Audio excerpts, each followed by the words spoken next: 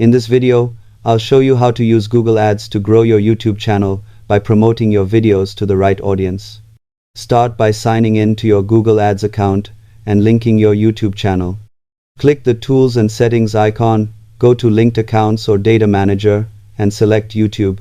Then choose Link Channel and confirm the connection.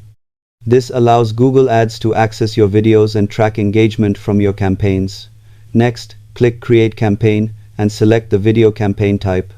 Choose a goal such as product and brand consideration, or create a campaign without a goals guidance, then select the YouTube video you want to promote. Set your targeting options like audience interests, demographics, or keywords, so your ads reach viewers likely to enjoy your content.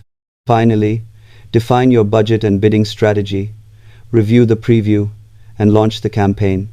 Monitor performance regularly to see which videos drive views, watch time, and subscribers. Subscribe for more honest digital marketing tutorials.